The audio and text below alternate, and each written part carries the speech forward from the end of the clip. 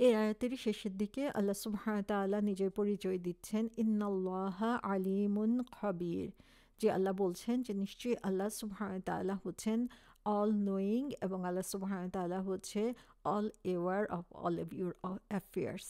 তাহলে আল্লাহ সুবহানাহু ওয়া তাআলাই হচ্ছে যাকে চান তাকে গাইড করতে পারেন। আল্লাহ সুবহানাহু ওয়া তাআলা যাকে চান তার উপর রহমত করতে পারেন। আল্লাহ সুবহানাহু ওয়া তাআলা যাকে চান তাকে উচ্চ সম্মানে অধিষ্ঠিত করতে পারেন। সো আল্লাহ সুবহানাহু ওয়া তাআলাই প্রত্যেকের অবস্থা জানেন। এবং several scholars মেনশন করেছেন যে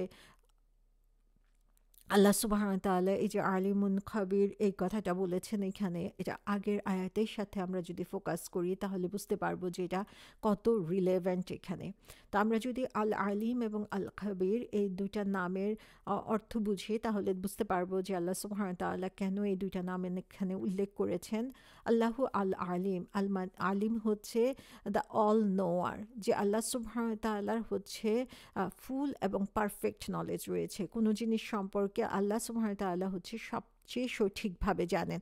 আমরা হয়তোবা কোনো জিনিস অনুসন্ধান করে খবর বের করতে পারি, কিন্তু সেটা যে পারফেক্ট হবে বা আমি ফুল পিকচারটা পাবো সেটা নাও হতে পারে।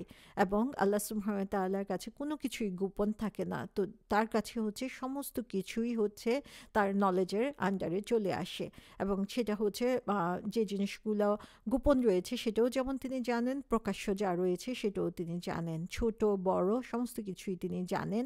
তো তার অগোচরে কোনো কিছু ঘটে না বা ঘটা সম্ভব হয় না। এবং তিনি জানেন মায়ের গর্ভে কী রয়েছে, তিনি জানেন মাটির নিচে কী রয়েছে, তিনি জানেন সেই আকাশের মধ্যে কী রয়েছে। সো তার অজানা কোনো কিছুই নাই, যে অতীতে কী হয়েছে, বর্তমানে কী হবে বা ভবিষ্যতে কী হবে, সমস্ত কিছুই হচ্ছে তার জানার মধ্যে রয়েছে। সো আল্লাহ হচ্ছেন আল আলিম, যিনি হচ্ছেন মানুষের মনের গোপন কথাটুকু পর্যন্ত জানেন। যে আমরা দেখেছি যে আল্লাহর কাছে উত্তম হচ্ছে যার হচ্ছে তাকওয়া বেশি। তাকওয়াকে পরিমাপ করার জন্য যেমন কোনো স্কেল নেই, তাকওয়াকে বাহ্যিক আচরণে কিছুটা হলেও প্রকাশ পায়, কিন্তু সেটা দিয়েও আমরা ফুললি অ্যাসেস করতে পারবো না।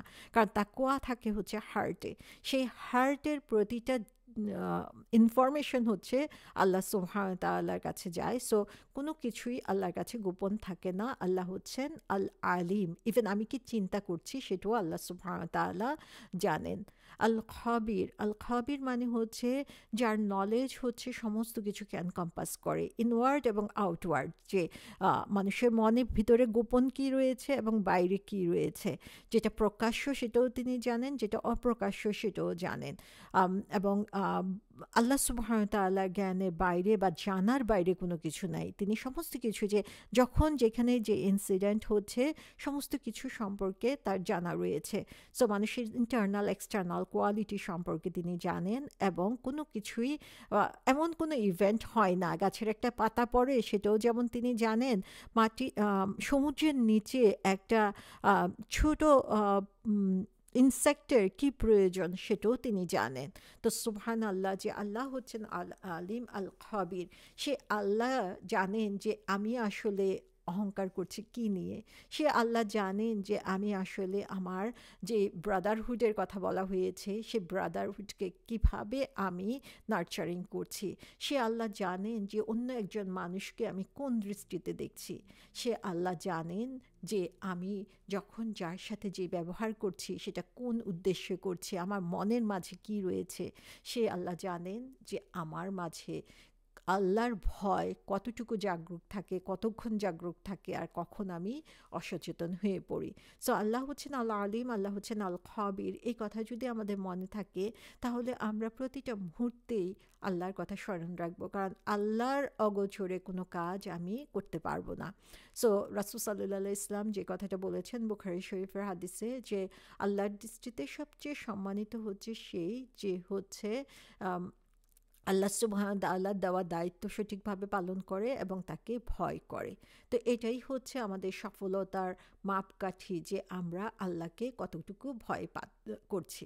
তাহলে 13 নম্বর আয়াতটা ছোট্ট একটা আয়াত, কিন্তু এই আয়াতটার মধ্যে আল্লাহ সুবহানাহু ওয়া তাআলা এত গুরুত্বপূর্ণ কিছু কথা বলে দিয়েছেন, যেগুলো হচ্ছে আমাদের আমলনামাকে সাজানোর জন্য বা আমাদের কাজের মধ্যে, আমাদের অ্যাটিটিউডের মধ্যে বিহেভিয়ারে চেঞ্জ আনার জন্য অত্যন্ত গুরুত্বপূর্ণ।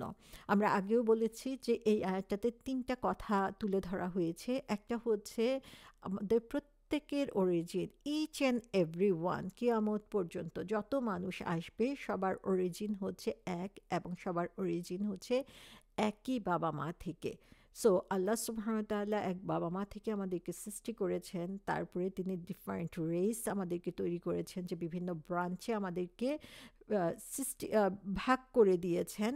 এবং এখানে আল্লাহ সুবহানাহু ওয়া তাআলা এই যে ডিভিশন বা ডিস্টিংশন করেছেন, সেখানে আল্লাহ সুবহানাহু ওয়া তাআলা অন্য কোনো উদ্দেশ্যে এই ডিভিশন করেন নাই। এই ডিভিশনের একটাই উদ্দেশ্য, সেটা হচ্ছে পরস্পরকে জানা।